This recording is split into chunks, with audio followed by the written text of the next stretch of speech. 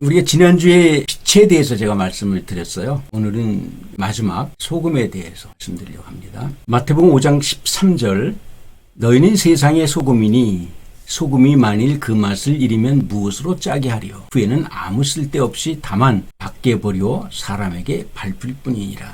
우리가 이 말씀은 제목만 얘기해도 그 다음 이야기가 어떻게 전개될 것이다 라고 하는 것은 이미 다 알고 있죠. 빛과 소금이라고 하는 그 말씀은 믿지 않는 사람들도 다 아는 이야기입니다. 그래서 하도 우리가 이 말씀을 많이 들어서 제목만 딱 얘기하면 오늘 목사님이 무슨 말을 하려고 하는 거구나. 이 말씀의 결론은 뭐라는 것을 이미 다 알고 있을 겁니다. 그래서 빛과 소금이다 이렇게 얘기하면 우리가 이 세상에 빛과 소금처럼 어두운 세상을 비추고 썩어가는 세상의 방부제 역할을 하라는 거구나. 여러분들 이제 그렇게 이해를 할 겁니다. 그런데요, 사실 그렇지 않습니다. 그것과는 좀 거리가 멀어요. 지난주에 빛에 대해서 제가 말씀을 드렸는데 그 빛이라고 하는 것도 우리가 생각하는 것, 내가 세상에 비치는 빛이라고 생각했는데 그게 아니잖아요. 내가 비치는 게라고 하면 내 안에 있는 예수님을 비추게 하라는 거잖아요. 소금도 마찬가지입니다. 내가 썩어가는 이 세상, 부패한 이 세상에 들어가서 방부제 역할을 내가 하는 게 아닙니다. 내가 뭘 하겠어요, 여러분들? 내가 무슨 힘이 있습니까? 내가 무슨 능력이 있습니까? 내가 어떻게 세상 가운데 들어가서 빛이 되고 세상 가운데 들어가서 내가 어떻게 소금의 역할을 감당할 수 있겠습니까? 여기서 말씀을 하는 이 소금이라고 하는 것, 이 의미를 우리는 잘 알아야 합니다. 그러기 위해서는 본문 말씀의 세 가지 단어를 우리가 잘 이해를 해야 합니다. 여기서 말씀하는 이 소금은 무엇일까? 그리고 소금의 맛을 잃었다고 얘기합니다. 이 잃었다고 하는 것. 이 소금의 맛을 잃었다고 하는 그 의미는 무엇일까? 또 소금의 맛을 잃었는데 잃어버린 그 소금의 맛을 어떻게 회복할 수 있을까 하는 이 세 가지 단어, 이것을 우리가 잘 생각해야 합니다. 이 세 가지 단어만 우리가 잘 이해를 해도 오늘 이 본문의 말씀을, 전체적인 말씀의 뜻을 우리가 이해할 수 있게 됩니다. 그러면 여기서 얘기하는 이 소금이란 무엇을 얘기하는 걸까요? 성경에는요, 소금에 관한 이야기들이 많이 나옵니다. 이 많이 나오는 소금에 관한 그 이야기를 전체적으로 종합하고 한 것을 축소하면 딱 이 두 가지 결론이 나옵니다. 심판과 구원입니다. 마가복음 9장 47절부터 49절은 이렇게 합니다. 만일 내 눈이 너를 범죄케 하거든 빼어버리라. 한 눈으로 하나님 나라에 들어가는 것이 두 눈을 가지고 지옥에 던지는 것보다 나으니라. 거기는 구더기도 죽지 않고 불도 켜지 아니하느니라. 사람마다 불로써 소금치탐을 받으리라. 여기서 소금은 심판을 얘기합니다. 두 번째, 민수기 18장 19절에 보게 되면 소금에 대해서 이렇게 얘기합니다. 이스라엘 자손이 여호와께 거룩한 제물로 드리는 모든 성물은 내가 영원한 분깃으로 너와 내 자손에게 주노니 이는 여호와 앞에 너와 내 후손에게 변하지 않는 뭐라고요? 소금의 언약이니라. 여기서 소금은 심판과 구원을, 새로운 언약을 우리에게 제시해주고 있는 겁니다. 우리가 구원과 심판이라고 하는 이 두 단어는 누구에게 소속된 이야기일까요? 바로 예수 그리스도입니다.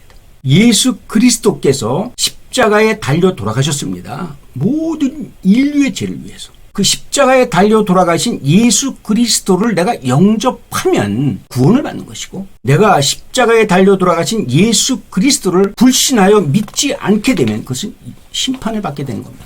결국은 이 소금이라고 하는 그 의미는 뭐냐면 심판과 구원을 얘기하고 있는데 그 중심에는 바로 예수 그리스도가 계시다. 결론으로 얘기하면 이 소금은 바로 예수 그리스도에게 초점을 맞추고 있는 겁니다. 그래서 이 소금에는 십자가와 새로운 언약이 이 안에 숨겨져 있다.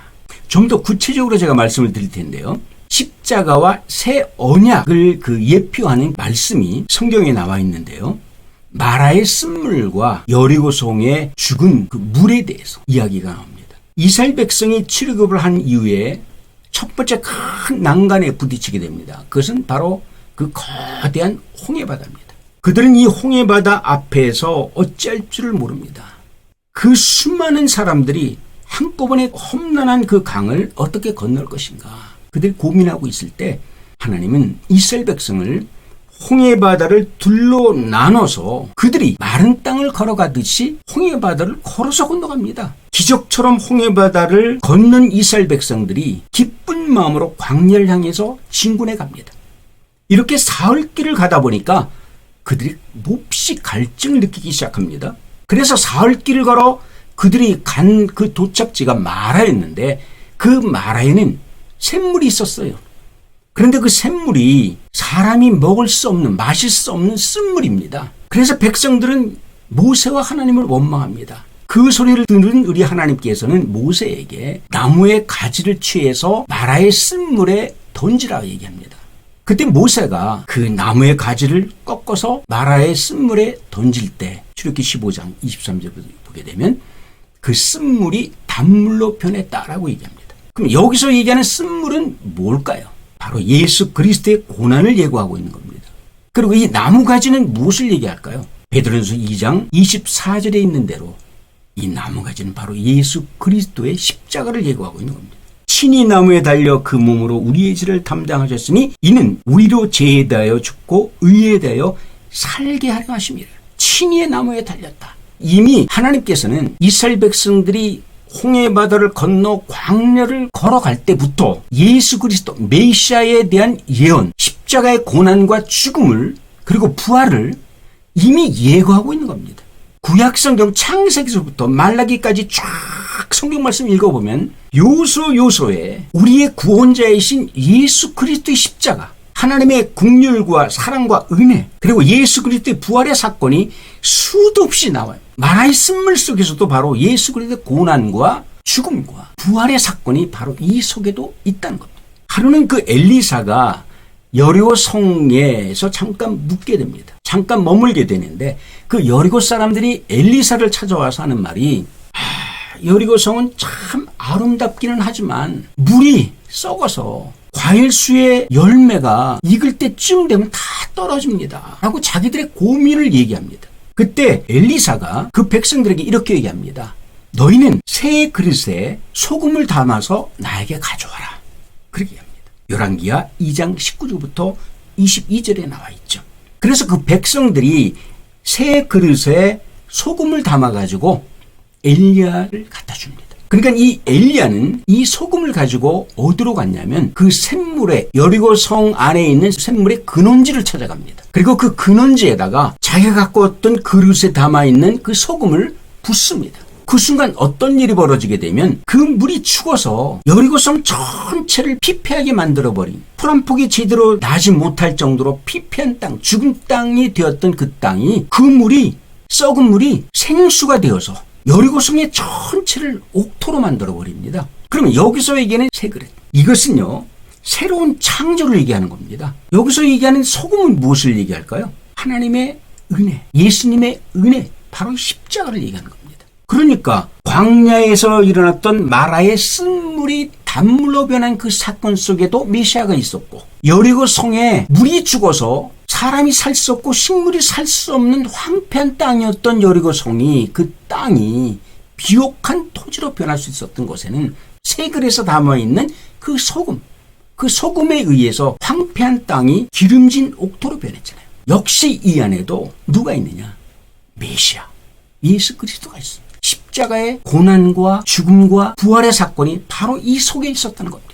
너희는 세상의 소금이다 라고 하는 얘기는 뭐냐면 바로 이와 같은 메시아, 생명의 근원이 되시는 메시아, 우리를 위해서, 인류를 위해서 십자가의 고난을 당하시고 죽었다가 부활하신 그 메시아 예수 그리스도를 담으라는 겁니다. 소금이 된 내가 너희 안에 있어야 된다라고 지금 얘기하고 있는 겁니다. 너희가 세상에 소금이 돼서 세상의 부패한 것들을 더 이상 부패하지 못하도록 너희들이 막아라는 게 아니라 너희 안에 소금되는 나를 받아들이라는 겁니다. 그래서 너의 자체가 소금이 되라는 겁니다. 내가 소금이 되는 게 아니죠. 여기서 두 번째, 소금의 맛을 잃었습니다. 그럼 여기서 소금의 맛을 잃었다고 하는 이 말씀의 의미는 무엇을 얘기하고 있을까요? 이것은요, 균형을 잃었다는 거예요. 내 믿음과 내 신앙의 균형이 깨져버린 겁니다. 균열이 생겨버린 겁니다. 우리가 말씀대로 산다고 하는 것 참 힘들어요. 그죠? 내 믿음, 내 신앙 지킨다는 게 굉장히 힘이 들어요. 우리가 어떻게 말씀대로 살 수가 있을까요? 내가 말씀대로 살려고 해도 내 환경이 세상이 그렇게 만들지를 못해요. 그래서 우리가 믿음을 지키고 말씀대로 산다고 하는 이것이 굉장히 힘이 듭니다. 왜 힘이 드냐? 내 안에 예수 그리스도가 없기 때문에 그럽니다. 설사 그 예수 그리스도가 있다 하더라도 그 맛을 잃어버린 거예요. 그렇기 때문에 이 세상에서 굉장히 힘이 듭니다. 그래서 우리는 절망을 합니다. 우리 안에는 예수 그리스도의 참 사랑의 맛, 참 은혜의 맛, 이 잃어버린 그 맛을 회복해야 한다는 거죠. 되돌려야 된다는 거죠. 그래서 우리가 이 세상을 살아가는 가운데 속에서도 절망과 고통과 시련과 아픔이라는 것이 나한테 올 때에 우리 안에 그 빛, 우리 안에 그 소금이 예수 그리스도로 꽉 차 있어서 내 신앙이 흔들리지 않도록, 내 믿음이 균열되지 않도록 그 십자가가 내 중심에서 딱 안착이 돼야 된다는 거죠. 그랬을 때 그 맛을 잃어버리진 않는다는 겁니다. 십자가에는요, 대칭으로 되어 있습니다.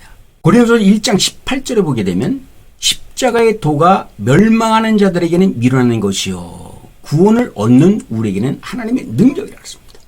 예수님 당시에 많은 유대인들은 십자가를 바라보면서 어떤 사람들은 십자가가 멸망하는 것이다, 이 죽음이라고 얘기합니다. 절망이라고 얘기합니다. 그러나 예수 그리스도를 믿는 사람들, 부활의 신앙을 믿는 사람들은 그것이 하나님의 능력으로 바라봅니다. 우리의 삶 속에서 균형을 잘 잡아야 한다는 거죠. 십자가를 내 삶 가운데 탁 놓고 내가 어떤 시련과 고통과 아픔이 나에게 닥친다 할지라도 십자가의 균형을 쫙 놓고 보아야 합니다. 그래서 내가 한쪽으로 휩쓸리지 않도록, 치우치지 아니하도록 십자가를 통해서 나를 지켜나가야 한다는 거죠. 십자가에는 소금과 같이 쓴맛이 있고 단맛이 있습니다. 예수님이 십자가에 달려 돌아가실 때 왼쪽에 있는 한 강도가 있었고 오른편에도 또 다른 강도가 있었습니다. 맨편에 있는 강도는 예수님 앞에 버림을 받았습니다.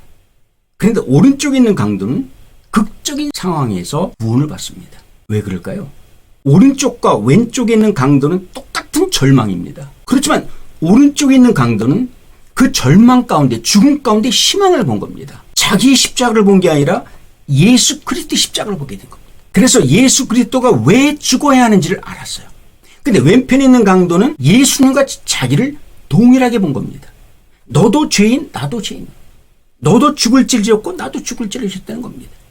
똑같은 상황에서 이 왼쪽에 있는 강도는 절망을 본 겁니다. 그런데 오른쪽에 있는 강도는 똑같은 절망 가운데 희망을 봅니다. 왼쪽에 있는 강도는 소금의 맛을 잃어버렸습니다. 그런데 오른쪽에 있는 강도는 소금의 진정한 맛을 다시 회복한 겁니다. 이게 다 십자가는 대칭으로 되어 있습니다. 그래서 우리가 십자가를 놓고 십자가 이전은 율법하에서 구속을 받는 삶이었고 십자가 이후는 은혜의 법 안에서 자유함을 누리며 사는 겁니다. 똑같은 십자가라도 이 십자가를 내가 어떻게 바라보느냐에 따라 달라지는 거예요. 그것이 소금의 맛을 잃었느냐, 소금의 맛을 잃지 않았느냐에 따라 절망과 희망으로 바뀌어지는 것이죠. 그래서 십자가라고 하는 것은 균형을 이야기한다. 두 번째 십자가의 대칭 구조, 이사야 53장 5절은 정확하게 대칭으로 되어 있습니다. 쓴맛과 단맛으로 나눠집니다. 그가 찔림으로 우리의 허물을 벗기셨습니다. 그가 상함으로 우리의 죄악을 벗기셨습니다. 그가 징계를 맞음으로 우리가 평화를 누렸습니다. 그가 채찍에 맞음으로 우리가 나음을 입었습니다. 절묘한 십자가의 반전, 절망 가운데 희망으로 반전시키는 놀라운 은혜, 바로 그것이 십자가. 쓴맛에서 단맛으로 회복시킨 겁니다. 십자가 왼편의 삶은 절망이었습니다. 절망, 쓴맛이었습니다. 그런데 십자가 이후에 우리의 삶은 완전히 살맛 나는 세상이 되어버린 거죠. 단맛으로. 우리가 품어야 될 예수 그리스도가 바로 이와 같은 소금으로 이 땅에 또 내 심령에 오셨다는 겁니다. 그런데 그 음식에도 두 종류의 음식이 있습니다. 묵힐수록 맛이 깊어지는 음식이 있고요. 오래되면 썩어서 먹지 못하는 음식이 있습니다. 왜 그럴까요? 소금으로 잘 버무려진, 비율을 잘 맞춰서 버무려진 것은 1년, 2년이 돼도 썩지 않습니다. 저희 집에 지금 작년에 묵었던 김치가 있습니다. 11월 달에 김치를 우리 장모님께서 담으셨는데 지금 꺼내 먹어도요 굉장히 맛있어요. 아주 그 맛의 깊이가 대단합니다. 그래서 얼마 전에 다시 가가지고 장모님한테 큰 통에다가 묵은 김치를 갖고 왔습니다. 그냥 먹어도 뭐 다른 재료를 넣지 않고 뭐 끓여고 볶아서 먹지 않아도 그 김치 하나만 있으면 밥을 먹겠더라고요. 묵힐수록 깊은 맛이 나는 음식입니다. 우리 신앙도 마찬가지입니다. 오래 묵힐수록 신앙이 성숙하고 깊어서 자꾸만 다가가고 싶은 그런 사람이 있습니다. 그런데 반면에 신앙은 오래됐는데 인격이 썩어버렸습니다. 악취가 납니다. 그래서 도저히 다가갈 수 없는 사람이 있습니다. 어떻게 이렇게 두 종류의 신앙인이 있을 수 있을까요? 그 이유는 뭘까요? 똑같이 오래됐는데 한 사람은 깊은 맛이 있는 사람이고 한 사람은 썩어서 냄새가 나서 다가갈 수 없는 그런 사람. 어떻게 같은 신앙인인데 이 두 종류의 사람으로 나눠질 수 있을까요?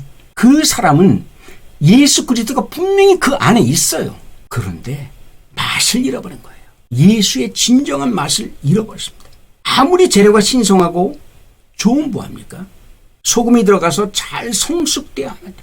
그래야만 그 음식의 맛이 깊어지는 겁니다. 마찬가지로 우리 안에 예수 그리스도가 들어오셔서 나에게 그 균형을 잘 잡아줄 때 우리는 참 그리스도인의 맛을 낼 수가 있는 겁니다. 너희는 세상의 소금이니 만일 그 맛을 잃으면 무엇으로 짜게 하리요. 여기서 너희가 세상의 소금이라는 것은 예수님이 우리 안에 있다는 거죠. 소금의 맛을 잃었다는 것은 예수님의 참 맛을 우리가 잃어버렸다는 거죠. 예수님이 우리 안에 있습니다. 다들 있어요. 그런데 예수님의 참 맛을 잃어버렸다고 얘기합니다. 세 번째, 이 회복입니다. 회복. 어떻게 잃어버린 맛을 다시 회복시킬 수 있을까요? 빌립보서 2장 6절부터 6절부터 그는 근본 하나님의 본체이시나 하나님과 동등됨을 취할 것으로 여기지 아니하시고 오히려 자기를 비워 종의 형체를 가졌다. 우리가 내 안에 있는 예수님이 있습니다. 그런데 그 예수 그리스도가 빛을 발하지 못하고 예수님의 참맛을 느끼지 못하는 그 이유는 예수님이 내 안에서 균형을 이루지 못해서 그랬다는 거예요. 이것을 다시 우리가 회복을 시켜야 되는데 그 회복을 시키기 위해서는 내가 어떻게 했냐면 바로 예수님처럼 자기 자신을 낮춰야 됩니다. 자기 자신을 겸손하게 낮춰야 합니다. 여러분들 소금은 보석처럼 화려하지는 않지만 이 소금이 자기의 존재를 숨길 때 정말 놀라운 변화가 나죠. 아주 참 맛을 낼 수가 있죠. 우리 그리스도인들은 자기의 자신 존재를 드러내지 않고 자기의 존재를 감추면서 내 안에 있는 예수 그리스도가 더 부각되게 만들 때 진정한 그리스도인의 맛을 우리가 낼 수 있는 겁니다. 이것이 바로 소금의 맛을 회복하는 바로 비결이다. 이렇게 말씀드립니다. 우리가 잘 아는 이 롯의 아내는 왜 소금기둥이 됐습니까? 어떤 사람들은 이렇게 얘기합니다. 소돔성에 두고 온 자신의 재물이 불에 타서 없어지는 것을 보고 안타까워서 돌아봤다. 그렇게 얘기합니다. 정말 그럴까요, 여러분들? 만약 이 사람들이 주장하는 대로 롯의 아내가 소돔성을 되돌아본 것이 불타 없어지는 자기의 재물, 자기의 재산 때문에 그랬다고 얘기한다면 소돔성의 의인을 찾을 때 이 여인은 4명의 의인의 반열에 들어가지 못했을 겁니다. 그녀가 바라본 것은 소돔성에서 타버리는 자기의 재물이 아니라 자기의 정체성을 바라본 겁니다. 지금 소돔성이 유황불에 의해서 전멸되어지는 소각되어지는 그 모습을 바라보면서 안타까워한 것은 자기의 정체성이 다 없어져 버리기 때문에 자기라고 하는 존재 자체를 찾을 길이 없는 겁니다. 그 안에서 자기가 이루었던 이 모든 것들, 하나님을 위해서 자기가 섬겼던 것들, 하나님을 위해서 했던 이 모든 선한 것들이 다 없어진다고 생각해서 그것이 자기의 정체성, 이것이 무너진다고 그는 생각했던 겁니다. 근데 하나님은 아예 그것까지도 돌아보지 말라고 얘기합니다. 근데 그 여인은 자기의 정체성을 바라본 겁니다. 우리가 이 세상 종말의 끝이 됐을 때 우리 모두는 하나님 앞에 서게 될 텐데 그때 하나님께서 나에게 뭐라고 물어볼까요? 너는 어느 교회 소속이니? 교회에서 너의 직분은 무엇이었니? 너는 교회에서 어떤 일을 했니? 너는 그동안 나에게 헌금을 얼마나 했니? 하나님 이런 걸 물어보실까요? 우리 하나님 그렇게 유치한 분 아닙니다. 하나님은 그런 거 관심 없습니다. 원사가 됐든 장로가 됐든 목사가 됐든 선교사가 됐든 교사가 됐든 내가 몇 명을 전도를 했든 내가 교회에서 얼마나 내가 순교정신을 갖고 열심히 섬겼든 하나님 그런 거에 대해서 물어보지 않습니다. 미가 선지자가 아주 정확하게 이 물음에 답을 하고 있습니다. 내가 무엇을 가지고 요 앞에 나가며 높으신 하나님께 경배할까? 내가 번제물을 1년 된 송아지를 가지고 그 앞에 나갈까? 아니면 여호와께서 천천의 수양이나 만만의 강수 같은 기름진 것을 기뻐하실까? 아니면 내 허물을 위하여 내 마다들을 내 영혼의 죄를 위하여 내 몸에 열매를 드릴까? 내가 내 마다들을 번제로 드리고 내 몸에서 난 내 자식들을 제물로 하나님 앞에 드릴 때 우리 하나님께서 기뻐하실까? 지금 그걸 얘기하고 있는 겁니다. 그러면서 그는 이렇게 얘기합니다. 사람아, 주께서 선한 것이 무엇임을 내게 보이셨나니 여호와께서 내게 구하시는 것이 오직 공의를 행하며 그 다음에 인자를 사랑하며 겸손히 내 하나님과 함께 행하는 것이 아니니. 분명히 하나님은 미가 선지를 통해서 우리에게 보여주셨습니다. 내가 마지막 날 하나님 앞에 섰을 때 나에게 어떤 질문을 할 것인가를 미리 얘기했습니다. 여기는 너의 직분이라는 것도 없습니다. 너는 어느 교회 소속이냐고 물어보지도 않습니다. 어느 교단에 속해 있느냐고 물어보지도 않습니다. 너의 섬기던 그 교회 목사님의 이름이 뭐냐고 물어보지도 않습니다. 너는 나에게 얼만큼의 헌금을 드렸냐 물어보지도 않습니다. 너는 교회에서 얼마나 열심히 봉사했느냐 물어보지도 않습니다. 너의 직분이 무엇이냐 물어보지도 않습니다. 관심도 없습니다. 딱 이 세 가지를 물어봅니다. 공의를 행했느냐. 이 공의를 뭘 얘기하는지 아십니까? 예수님의 십자가, 심판과 구원을 얘기합니다. 넌 그것을 행했느냐는 겁니다. 내가 소금이 돼서 내가 너 안에 들어갔는데 너는 그 소금의 맛을 유지하고 있었냐는 겁니다. 네 안에 있는 그 소금을 통해서 많은 사람들이, 세상 사람들이 너를 바라보고 네 안에 있는 예수 그리스도를 그들이 바라보고 있었냐는 겁니다. 공의의 심판 되시는 예수 그리스도, 그 예수 그리스도를 그들이 보았냐는 겁니다. 너희 안에 있는 나를 보았냐는 겁니다. 우리가 입술로 또 우리가 전단지를 가지고 우리가 나가서 전도합니다. 심지어는 메가폰을 들고 예수 믿으라고 부르짖습니다. 하나님이 원하는 방법은 그런 방법이 아닙니다. 이 시대에 하나님께서 원하는 전도의 방법은 예수 믿으라고 소리 지르는 것도 아니고 전단지를 뿌리고 많은 사람들을 교회에 올 수 있도록 하는 그런 행위가 아니라 내 안에, 내 중심, 빛 되시고 소금 되신 예수 그리스도가 내 안에 있다는 것을 세상 사람들이 보게끔 만드는 것입니다. 교회에 화려한 것이 아니라 얼마나 많은 사람들이 교회에 출석하느냐 하는 그 모습이 아니라 정말 저 교회를 바라보면서 많은 세상 사람들이 오고 가면서 저 교회 안에 빛이 있고 저 교회 안에 소금이 있다는 것을 깨닫고 스스로 자기의 발걸음을 옮겨서 교회 문턱을 넘어 들어올 수 있도록 만드냐 하는 겁니다. 그게 중요하다는 겁니다. 이게 공의입니다. 인자를 사랑하며 그랬습니다. 우리가 예수 그리스도를 얼마나 사랑합니까? 우리 교회가, 내가 얼마나 예수님을 사랑하냐. 그 사랑의 마음이 나한테 있냐는 겁니다. 제가 빛 가운데 그 말씀을 드릴 때 그랬죠. 우리 예수님이 어디서 나왔다고요? 가슴에서 나왔다 그랬습니다. 하나님의 그 가슴은 어떤 사랑입니까? 인류를 향한 뜨거운 그 사랑, 하나님의 그 심장, 활로 하나에서 타오르는 그 용암처럼 인류를 향한 그 사랑이 뜨겁게 타오르는 그 모습이 지금 내 안에 있어야 된다는 것이죠. 이것은 내가 하나님 사랑합니다. 하나님 사랑합니다. 예수님 사랑합니다. 이게 사랑의 고백이 아닙니다. 예수님이 부활하신 후에 베드로를 처음에 찾아가셔서 이렇게 말씀합니다. 시몬아, 네가 나를 사랑하느냐? 네가 나를 사랑하느냐? 3번을 반복해서 물어봅니다. 예수님이 왜 이렇게 3번을 반복했을까요? 그것은 뭐냐? 내가 내 양을 위해서 죽은 것처럼 시몬 베드로야, 너도 나처럼 죽으라는, 네 양을 위해서 죽으라는 겁니다. 이게 사랑이라는 거죠. 예수님 사랑해요 라고 끝나는 게 아니라 나도 예수님처럼 순교할 수 있는 마음, 그 열정이 나한테 있느냐. 바로 그겁니다. 빛이 되고 소금이 되라고 하는 말을 통해서 내가 세상에 빛이 되고 내가 소금이 되라는 게 아니라 그 예수 그리스도가 내 안에 있어야 된다는 거죠. 빛 되고 소금 되신 그 예수님이 내 안에 있어서 많은 세상 사람들이 나를 바라볼 때 그 안에서 빛 되시고 소금 되시는 사랑의 예수님을 바라볼 수 있도록 만들어야 된다는 거죠. 나를. 내가 그런 사람이 돼야 된다는 거죠. 우리 그리스도인들은 선한 일들을 많이 합니다. 구제도 많이 합니다. 가난한 사람들 많이 도와줍니다. 물론 중요하죠. 중요합니다. 그러나 그것보다 더 중요한 게 뭔지 아십니까? 아버지의 마음을 품는 겁니다. 독생자 예수 그리스도의 마음을 품는 겁니다. 그게 중요한 겁니다. 선한 일은 예수 믿지 않아도 할 수 있어요. 이방 종교를 믿는 사람들도 얼마든지 선한 일을 합니다. 그런 선한 일이 아니라 정말 내 안에서 정말 당신의 아들을 이 땅에 보내서 희생시켜서라도 내가 저 인류를 사랑하고 저 백성들을 구원해야 되겠다고 하는 그 뜨거운 열정, 그 뜨거운 사랑 사랑, 그 마음이 내 안에 있을 때 누가 시키지 않아도 우리는 세상 가운데로 나갑니다. 교회 문을 열고 나갑니다. 전도하지 말라고 해도 우린 전도합니다. 전단지 들고 나갈 필요가 없어요. 그냥 몸뚱이만 갖고 나가도 됩니다.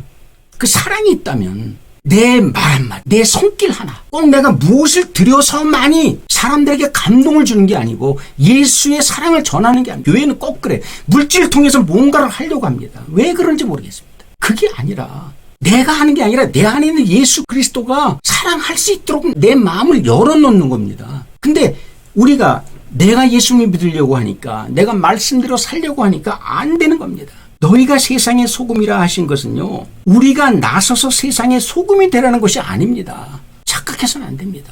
너희는 세상의 빛이 오니까 내가 세상에 나가서 빛이 돼서는 안 됩니다. 그렇기 때문에 실패하는 겁니다. 그렇기 때문에 세상 사람들이 교회에다 손가락질을 합니다. 요즘 목사라는 말을 못합니다. 내 자신도 만난 사람에게 난 목사요라고 당당하게 못해요. 부끄러워서. 니고데모와 아리마대 요셉이 예수님의 그 십자가가 두려워서, 그 고난이 들어와서 다들 뿔뿔이 다 도망갔을 때, 그 두 사람은 예루살렘 성을 휘어 다니면서, 제자들도 다 도망갔는데, 자기는 정식 제자도 아닌데 자기가 예수님의 제자라고 당당하게 나갑니다. 예수 믿는 사람들은 다 잡아 죽이는데 예수님의 제자들이라면 전부 다 쌍심지를 켜고 다 잡아들이는 그 무시무시한 세상에 이 두 사람은 나가서 미친 듯이 자기가 예수님의 제자라고 떠벌리고 다닙니다. 그로 인해서 어두운 세상을, 빛을 잃은 예루살렘을, 맛을 잃어버린 예루살렘을 회복시켰습니다. 그들이. 제자들도 끌어들이고 예수 믿는 사람들도 다 끌어들여서 다 원형 경기장에 갖다 놓고 사자밥에 대해서 다 죽여버리는 그 상황에 어떻게 그 무슨 정신을 가지고 그들이 시퍼렇게 유대인들과 바리새인들과 로마 병사들이 쌍심지를 키면서 믿는 자들 찾는 그때에 어떻게 무슨 용기를 갖고 나갔을까요? 바로 그겁니다. 그들이 나가서 나는 예수님의 제자라고 당당히 나가서 얘기할 때 유대인과 바리새인들도 깜짝 놀라는 겁니다. 도대체 저 사람이 무슨 용기가 있어서, 무엇을 믿길래 도대체 아리마대 요셉과 니고데모는 저렇게 당당하게 나가서 다들 도망갔는데 어떻게 저렇게 자기가 예수님의 제자라고 당당하게 얘기할 수 있을까? 이거는 인간이 할 수 있는 일이 아니라는 거죠. 이건 사람이 할 수 있는 일이 아니라는 거죠. 틀림없이 저 안에 뭔가 있다는 것이죠. 그들은 그것이 무엇인지를 몰랐죠. 그러나 그 안에 뭔가 있다는 거죠. 그러니까 숨어 들어갔던 사람들이 전부 다 뛰쳐나오는 겁니다. 예루살렘을 떠났던 사람들이 전부 다 예루살렘으로 몰려들기 시작하는 겁니다. 잃었던 그 빛이 다시 회복이 되고요. 맛을 잃었던 소금이 제맛을 찾아간 겁니다. 죽었다고 생각했던 예수 그리스도가 새롭게 부활한 겁니다. 그러니까 그 예수 그리스도가 눈에 보이진 않지만 성령으로 임한 그 예수님을 그들이 다시 조명해서 보게 된 거죠. 그래서 마가 다락방에 놀라운 성령의 역사가 일어나는 거 아니겠습니까? 너희는 세상의 소금이라고 하는 것은 바로 이것을 얘기하는 겁니다. 내가 소금이 아니라 소금 대신 예수님을 아예 내 안에 모시는 겁니다. 내 안에 있는 그 예수님이 맛을 잃어버렸다면 잃어버린 예수님을 다시 회복하는 겁니다. 어떻게? 겸손하게. 우리의 정체성을 내 직분에서 찾지 말고, 내 교회에서 찾지 말고, 내가 한 그 어떤 행위에서 찾지 말고, 내 안에 있는 예수 그리스도의 공의와 인자의 사랑과 겸손하게, 나는 철저하게 내 자신은 소금처럼 녹아져버리고 사라져버리고 오직 예수 그리스도만 내 안에서 나올 수 있도록 만들어야 된다는 거죠. 이게 빛과 소금의 진리의 말씀입니다. 오늘 예수님은 우리에게 이것을 얘기하고 있는 겁니다. 예수님을 쫓아왔던 수많은 사람들은 빛을 잃은 사람들이고 세상에서 멸시와 천대받는 사람들이고 땡전 한 푼 없는 사람들입니다. 죽을 병을 갖고 온 사람들이 있고 과부와 고아들이 몰려온 겁니다. 그들에게는 빛이 필요하고 그들에게는 소금이 필요한 사람들입니다. 그런데 그들에게 이렇게 얘기합니다. 너희는 세상의 빛이다. 너희는 세상의 소금이다라고 얘기합니다. 그들이 어떻게 빛이 되고 그들이 어떻게 소금이 될 수 있을까요? 빛을 잃었고 맛을 잃었는데. 예수님이 그들 앞에 섰다는 얘기는 내가 바로 빛이고 내가 바로 소금이니 너희들은 나를 받아들이라는 겁니다. 설사 너희들이 나를 받아들인 사람이 여기 있다면 맛을 잃었으니 그 맛을 회복하라는 겁니다. 오늘 한국교회와 우리 모든 성도들, 저를 비롯해서 모든 사람들은 예수의 맛을 회복해야 합니다. 그 맛을 회복합시다. 이것이 우리에게 주시는 너희는 세상의 빛이요 소금 말씀의 결론입니다. 그렇게 살아야 합니다. 그런 그리스도인이 됩시다.